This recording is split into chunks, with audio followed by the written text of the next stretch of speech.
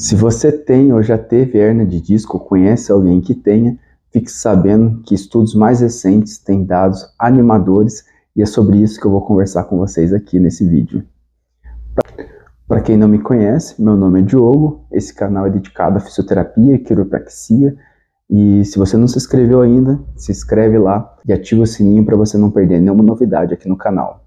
Para começar, de uma maneira bem breve, o que seria essa hérnia de disco?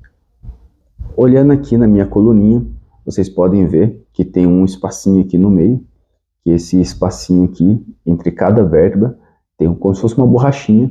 Esse seria o disco vertebral, e ali tem uma parte que tem um líquido dentro, que aí, para facilitar mais ainda a explicação, alguns profissionais gostam de mencionar que ela se assemelha como se fosse uma goma de mascar, um famoso babalu.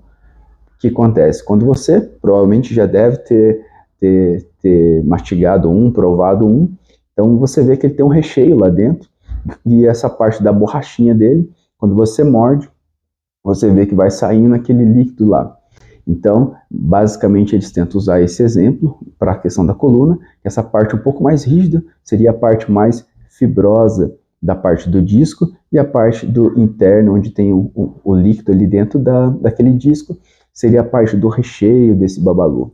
Só para deixar bem claro, alguns profissionais ainda usam esse exemplo, então eu também estou usando, que é mais fácil de exemplificar, mas não se engane de associar que a nossa coluna, os nossos discos são tão frágeis como se fosse um babalu, que isso não é verdade. Na verdade, eles são muito fortes, muito resistentes, pode aguentar até bastante carga durante exercício numa academia, por exemplo, num trabalho, e não é necessariamente isso que vai fazer esse disco herniar ou esse líquido, esse recheio do babalu se extravasar ou sair.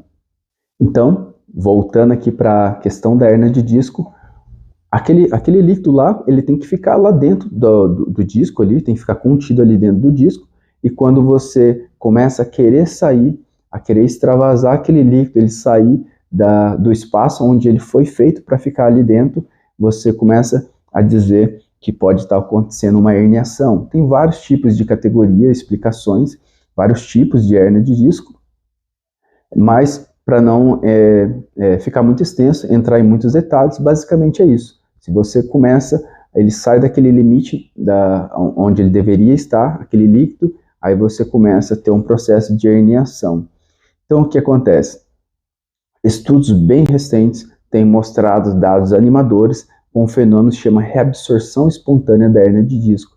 O que seria isso? O nosso corpo, de uma maneira bem inteligente, ele vai tentando reabsorver esse líquido que está sendo extravasado para que você consiga se recuperar, consiga buscar a autocura, às vezes sem a necessidade de fazer uma intervenção cirúrgica logo a princípio. Então, esses dados são bem animadores, porque eles oscilam de alguma literatura para outra. Tem alguns dados que chegou a pegar até 80%, outros dados um pouco menos. Então, como uma média, você pode ver essa questão da regressão espontânea em mais de 70% dos casos. Então, isso é uma coisa muito boa, que vai ter bastante pessoas que podem se beneficiar dessa reabsorção espontânea que ocorre.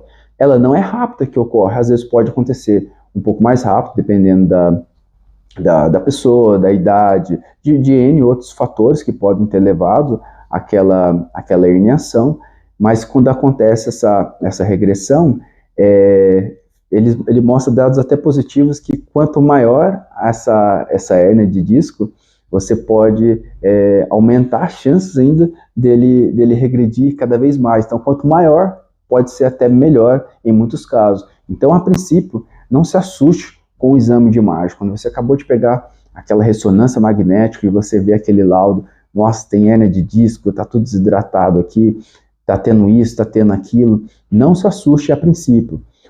Aqueles exames são chamados de exames complementares, então eles vão complementar aquilo que o clínico vai estar vendo e vai estar determinando. Então, a princípio, não se assuste com esse exame de imagem, que o seu corpo ele tem muitos dados para poder mostrar. Tem muita gente que às vezes pode ter uma alteração ali no exame de imagem, e às vezes pode não estar tendo dor alguma. A gente já viu isso na literatura em muitos casos. Então o que acontece?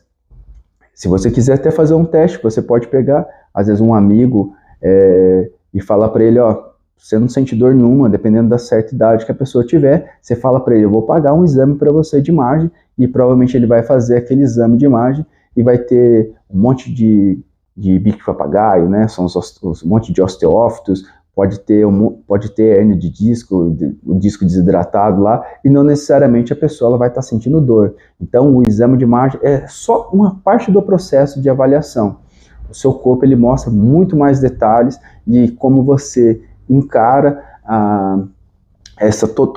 como você vai encarar essa situação, ele vai fazer grande diferença. E foi um dos outros motivos que eu coloquei um outro vídeo, que aí, se você não viu ainda, você se inscreve no canal, entra na minha playlist, onde está escrito hérnia de disco, tem um outro vídeo lá que eu abri, eu pedi para as pessoas que elas pudessem colocar nos comentários aquilo que realmente ela estava sentindo, como que foi o processo dela de hérnia de disco, se melhorou com cirurgia ou não, quanto tempo que melhorou ou não. Então lá pode ter informações que possam ajudar, que você pode ver experiências de outras pessoas e ver que bastante pessoas melhoram por causa desse fenômeno da regressão espontânea.